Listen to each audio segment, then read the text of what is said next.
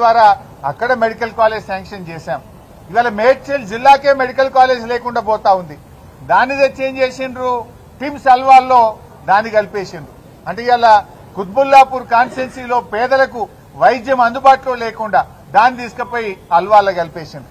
కేసీఆర్ గారి ఆలోచన ఏంది, అల్వాల్లో 1000 పడకల టిమ్స్ రావాలి, కుత్బుల్లాపూర్ లో మెడికల్ కాలేజ్ తో పాటు 500 పడకల ఆసుపత్రి రావాలి.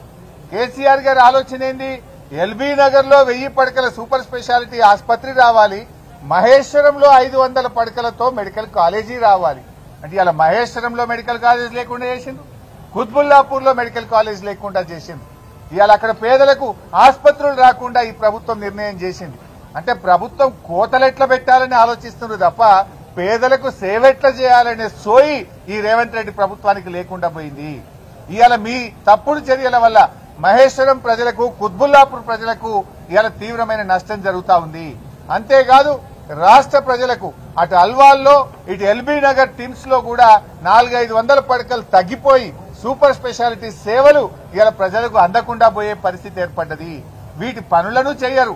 2 ఏళ్లైనా ఈ ఆసుపత్రులు ఇంకా పేదలకు సేవలు అందించడం లేదు. ఎందుకు ఈ నిర్లక్ష్యం అని మేము అడుగుతా ఉన్నాం. ఎందుకు, ఏ కారణం చేత నిర్లక్ష్యం చేస్తా ఉన్నారు? ఇవాళ అన్ని ఫైనల్ ఉన్నాయి కదా, కట్నీళ్లు పెట్టిన పొయ్యోలు ఉన్నది. గట్టిగా చేస్తే 6 నెలల్లో పేదలకు వైద్యం అందించవచ్చు. ఇప్పటికైనా రేవంత్ రెడ్డి ప్రభుత్వాన్ని హెచ్చరిస్తా ఉన్నాం. తక్షణమే వరంగల్లో 2000 పడకల హెల్త్ సిటీని, హైదరాబాద్ లో నిర్మిస్తున్న 4 టిమ్స్ ఆసుపత్రుల పనులను యుద్ధ ప్రాతిపదికన పూర్తి చేయాలి. ఈ 10,000 పడకల సూపర్ స్పెషాలిటీ బెడ్స్ ను ప్రజలకు అందుబాటులో తేవాలి అని ఈ ప్రభుత్వాన్ని మేము కోరుతా ఉన్నాం. ఇవాళ ఈ ప్రభుత్వం, మీరు రాజకీయం ఉంటే చేసుకుందాం, మా మీద కేసులు పెట్టే పెట్టుకో, మమ్మల్ని జైలు వేస్తే వేసుకో, కానీ వైద్యం పేదలకు ఆపే హక్కు నీకు లేదు. ఈ టిమ్స్ ఆసుపత్రుల నిర్మాణాన్ని స్లో చేస్తే ప్రజలతో తిరుగుబాటు వస్తుంది, జాగ్రత్త అని చెప్పి కూడా హెచ్చరిస్తా ఉన్నాం. రాజకీయాల కోసం పేదల వైద్యాన్ని ముడిపెట్టద్దు. రాజకీయాల కోసం కేసీఆర్ గారు ప్రారంభించిందని ఈ టిమ్స్ ఆసుపత్రుల నిర్మాణాన్ని ఆపొద్దు అని మేము ఈ ప్రభుత్వాన్ని కోరుతా ఉన్నాం. 2 ఏళ్ల నుంచి ఆపడం, ఏం చేసినవే నువ్వు 2 ఏళ్లలో? మీ జాగా బిల్డింగ్ అంతా కేసీఆర్ శాంక్షన్ తో సహా డిజైన్ చేసి 6 అంతస్తులు నేనే కట్టిమి.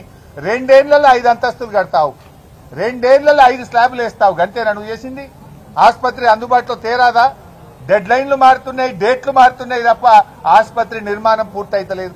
ఎప్పుడు మంత్రులు, ముఖ్యమంత్రి రివ్యూ చేసినా డెడ్ లైన్లు పెడుతుండ్రు, డేట్లు పెడుతుండ్రు, డేట్లు మారుతున్నాయి, కానీ ఆసుపత్రి నిర్మాణం జరుగుతలేదు. ఇవాళ అన్ని బందే. కేసీఆర్ కిట్ బంద్ చేసినావు, న్యూట్రిషన్ కిట్లు బంద్ చేసినావు, అన్ని ఒకటొక్కటిగా బంద్ పెడుతున్నావు. రేవంత్ రెడ్డికి తిట్ల మీద ప్రేమ ఉంది తప్ప కిట్ల మీద ధ్యాస లేదు. కిట్లంటే పట్టవు.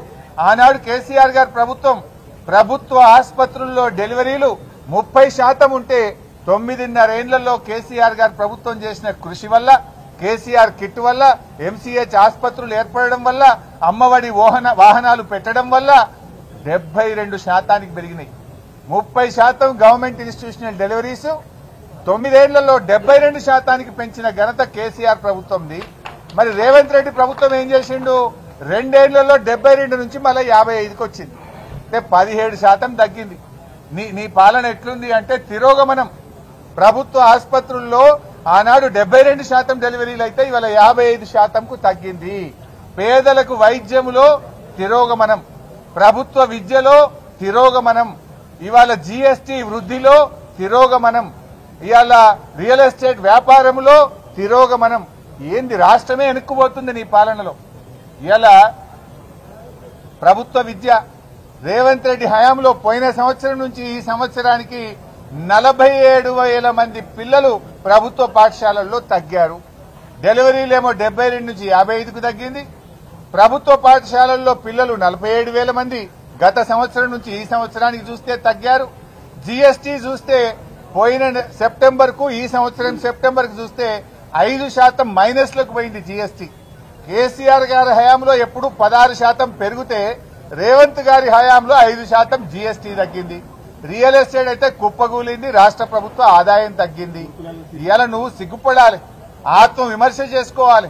ఈ రాష్ట్రం అద్భుతంగా 10 ఏళ్లలో దేశానికి దిక్సూచిగా కేసీఆర్ నిలబెడితే నీ